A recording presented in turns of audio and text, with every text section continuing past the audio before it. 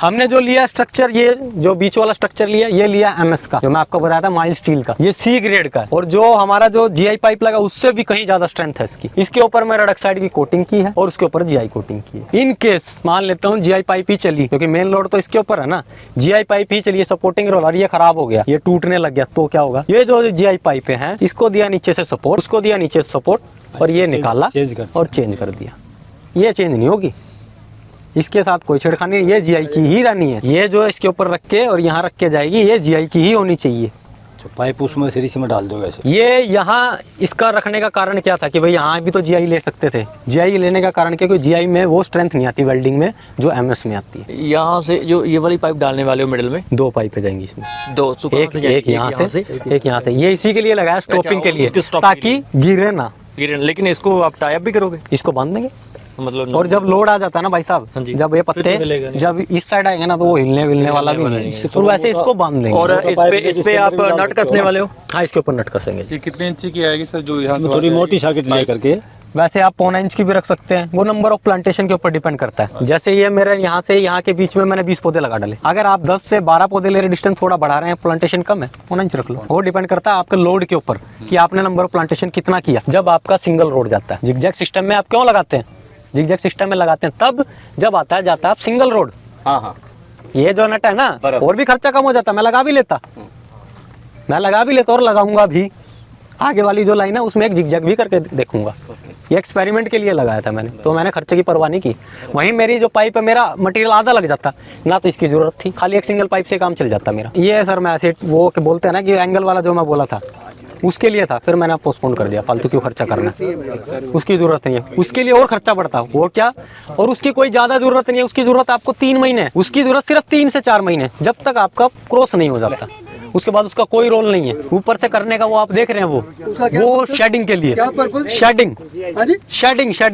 कुलदीप जी, ये मैंने बनाया था, ये जैसा पोल सिस्टम में बनाते हैं, फिर उसके बाद ये ऐसे ही करने के लिए सोचा था। वैसा तो मैं नहीं, ऐसे देखो आप इसमें करोगे ना, इसमें कॉम्प्लिकेशन क्या वेल्डिंग का, वो आपकी थिकनेस 1 इंच, 1 इंच का 1.25 इंच भी रख सकते हैं। सेम टाइप ऑफ जो नहीं, वो जीआई ये एमएस भी चलेगा।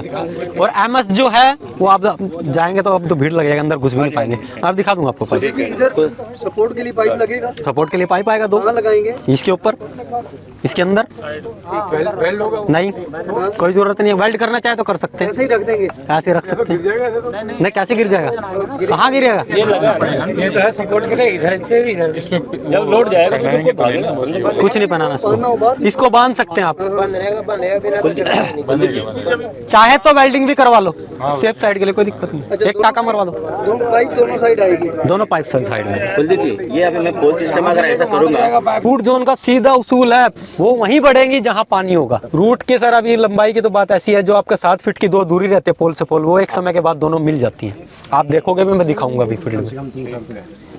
3 से 4 साल के बाद में वो आप जितना ज्यादा फर्टिलाइजर दोगे ना उसको, जहां तक उसको फर्टिलाइजर मिला उतनी दौड़ती चली जाएगी रैपिड। लेकिन हमारा फर्टिलाइजर वो है कि कुछ तो वेस्ट हो जाता है, कुछ हमारी रूट अच्छे से डेवलप कर रही है, क्योंकि हम पूरा फर्टिलाइजर पूरा खेत में ही दे रहे हैं ना एक तरह से। और आप ड्रिप से एक जगह बांध के दोगे तो फिर आपके पौधों की वो ग्रोथ नहीं हो पाती कई बार। और ये नीचे गहरी भी जाती है, कितनी गहरी जाती है? 3 इंच भाई। जहाँ मिट्टी पोली रहेगी, जहाँ मिट्टी पोली रहेगी वह मतलब जहाँ मिट्टी लूज रहेगी वो वहीं फैलेगी। अच्छा, मतलब 3 इंच से नीचे ज्यादा, 3 इंच से नीचे उसको मिट्टी हार्ड होने लगती है, बराबर।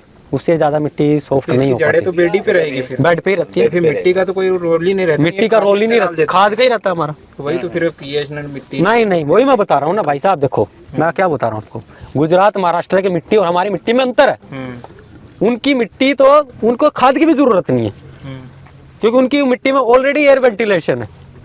हम खाद डाल के एयर वेंटिलेशन बना रहे हैं, तब हमारी मिट्टी का रोल नहीं है। वहाँ वो लोग अगर मिक्स करके भी डाल लेना तो भी परवाह नहीं, उनको दिक्कत नहीं है। उनको रूट जोन बढ़ जाएगा, उनको फर्टिलाइजर भी मिल जाएगा, क्योंकि वो आपको फर्टिलाइजर आप ऊपर से कितना फीड करते रहो, जब तक आपकी रूट आगे बढ़ेंगी नहीं तो उसको जगह ही नहीं मिलेगी। तो वहाँ का ऊपर का ड्रिप का दिया हुआ अभी सामान उनको काम आता है, लेकिन हमारा नहीं आता, क्योंकि हमारा रूट जोन उसको बढ़ने के लिए जगह ही नहीं मिलती, वो इतना हार्ड हो जाती है। हमारे यहाँ पे सैंडी सोइल जो है वो अच्छा है, सैंडी सोइल जो है वो एकदम दी बेस्ट है इसके लिए। इसी के लिए हम जो जिसकी सोइल में मतलब जो सैंडी सोइल नहीं है उसको सैंड का मिक्स करने की हम उसको रिकमेंडेशन नहीं करते।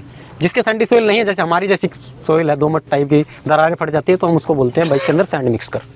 एक पोर्शन उसका सैंड का जरूर रखना चाहिए, इससे फिर आपके डेला नहीं बनते, मिट्टी भुरभुरी बनी रहती है, लूज रहती है। अगर मिट्टी लूज है तो 3 से भी नीचे चला जाएगा। जितनी मिट्टी लूज होगी तो वो 8 इंच भी चली जाए। ओहो।